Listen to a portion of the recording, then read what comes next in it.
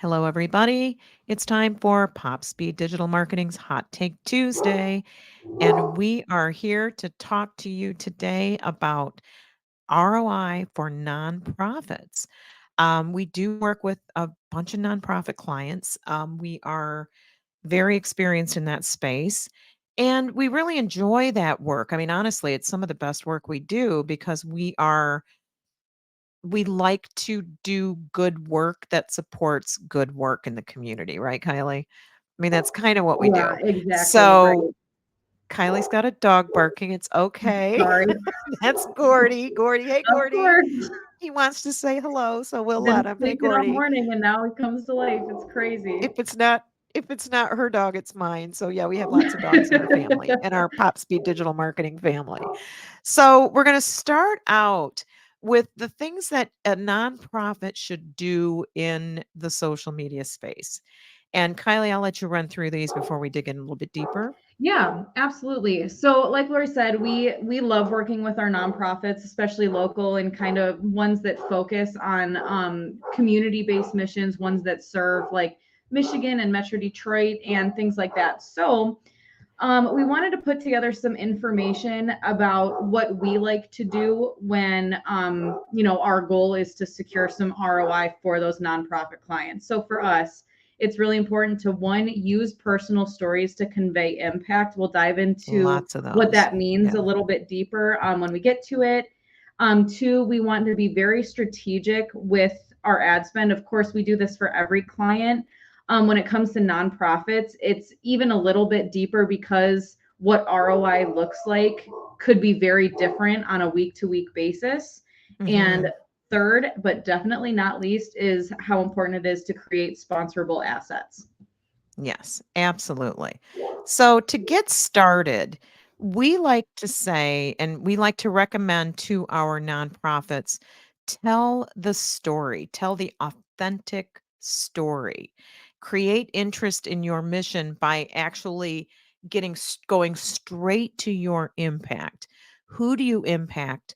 Who are your most grateful participants? And how can you get them on a video that you can use to tell the story on social media, at events, everywhere? Video in this situation is incredibly important. I mean, you really need to have to be pulling at those heartstrings, showing people what they can get involved with and the impact they can have to the point where you pull them in and they want to be a part of it. And you can only do that with authentic, real stories of impact. Kylie. Exactly. Yeah, I think for me, I think video is the number one most important type of content that we see, and it's really, as you said, Lori, it's about like the storytelling aspect. I think Yeah. we've in this regard and how important it is to tell that story. It's really important to focus on those that are willing, excited, and eager to tell their stories. You're going to run into some Mhm. people that maybe you've really impacted and you've made, the nonprofit has impacted and made a big difference in their life and their day to day, but maybe they're just a little bit more of a private person. It's really important to not push for the story to be told, especially in this type of space.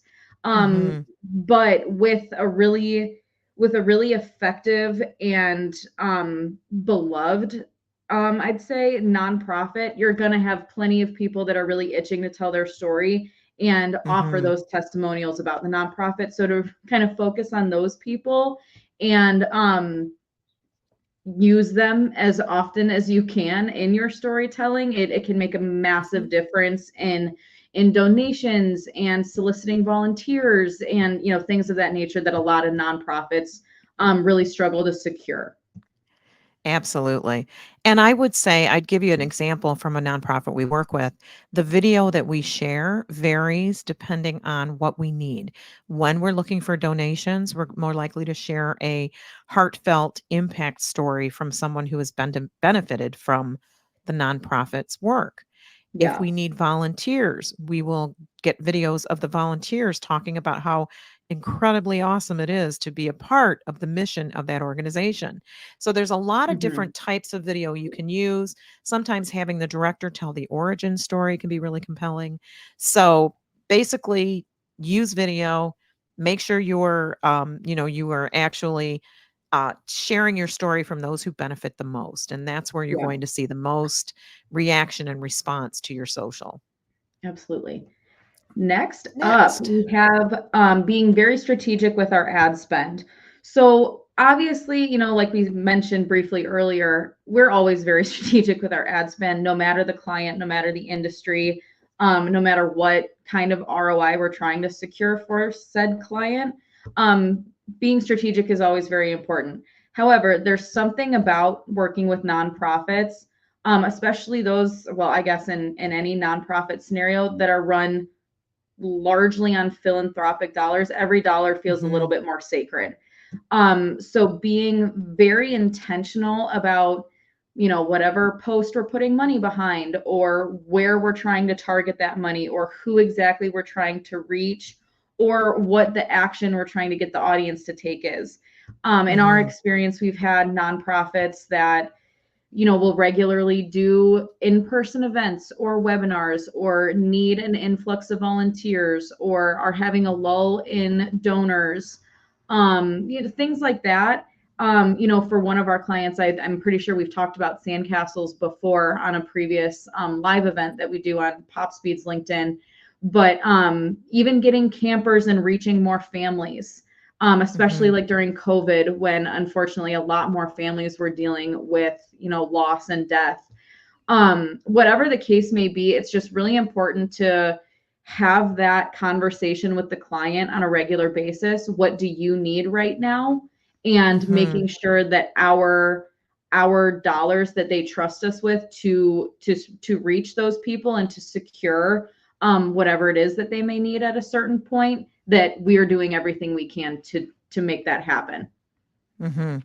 Absolutely, and I'd even back up a little bit. There are some nonprofits that are still holding the belief that organic content is enough, and Hmm. I will share that organic content is not enough. Even Yeah. when you have a really engaged audience, if you don't put at least some spend, 250, 500, 1,000 if you can swing it, Hmm. behind those posts and that content, you're not going to reach new people, and new people are important to your Yeah. effort to keep growing your base, because there will always be some attrition in your followers and your community for whatever reason. So Hmm. you want to make sure that you do have a budget and then you spend it judiciously. So Yeah. that's the first part of that we want to make sure people understand. Organic social is not the way to go. I mean, organic social can support your paid effort, but you've Yeah. gotta have a balance of both if you wanna be Exactly. successful. So, next, And sponsors. yes, Now last but not least. yeah, sponsors. Kylie's going to talk about creating sponsorable assets, but I also want to add that you can provide your sponsors, if they sponsor an event, you can add to what they get, their assets that they get, by sharing thank yous on social media so that Mhm. people understand that they're supporting you. It's good Yeah. for them, it's good for you. But what Kylie's going to dig into here in a second is creating sponsorable assets that you can go out and look for a sponsor and say, "Hey, here's what we've created. We're looking for someone that their name will always appear on this series of social." So dig Mhm. into that a little bit, Kylie. Yeah, so in our experience, we have a couple of examples of this. So again, we'll refer back to Sandcastles. We will do certain things that essentially, if a sponsor wanted to come in and get involved with us, we have the space for that. So one example of this is on a monthly basis, we will put out, essentially they're like mini podcasts, and Mhm. the team will talk about topics involving grief, or general like parenting topics, or Sandcastles and their mission and what they do. And for a sponsor to come into this space, what that would look like is we would mention them and thank them for being involved with us. We would put their logo on our on the audiograms that come out, and the when we go to post about them and highlight them on social media. So things like that, creating things, whether it's like a separate type of post that you do that's a series and somebody sponsors your, if somebody were to come in and sponsor our Hot Take Tuesdays, things of those nature. So kind of creating things that are, your audience will wait for and look forward to on your social channels, and incorporating sponsors into those things. Yes, and we are looking for a sponsor for Grief and Brief, by the way. Yes. Which is basically a monthly series of informational content to help parents who have experienced the death of a family member and are trying to figure out how to manage the grief journey for their children. So that's the kind of thing that we have to put out there for that client that makes it easier for them to actually go to a sponsor and say, hey, here's an asset. It's a whole different thing than just going and asking for money. It's asking for money that can come out of the marketing budget, because it is marketing. Yeah. And it's, that community engagement that people really like to see in the Yeah. companies that they do business with. I know people tell us that they like that we serve the community, at least with one nonprofit client that's a freebie, that's a usually a smaller one that is, maybe struggling and doesn't have any financing and needs to just take it up a level. We'll often take on, one client at a time in that space, but we usually have a client at any given time that's a nonprofit that we work with pro bono to help them make it to the next level, to get the kind of social. And I'll give you an idea what happened last week. We have a client right now that serves Black boys, men, and families in Michigan and across the country. They have a lot of different resources. And we created an e-newsletter for them. And we put the e-newsletter up on LinkedIn, and they immediately, within just a couple of hours, got 120 subscriptions on LinkedIn. So now the next issue that we put out that tells, here's the fun activities, here's where you can volunteer. And oh, by the way, if you feel compelled to make a donation, here's a link. 120 people are going to immediately get notified when that comes out.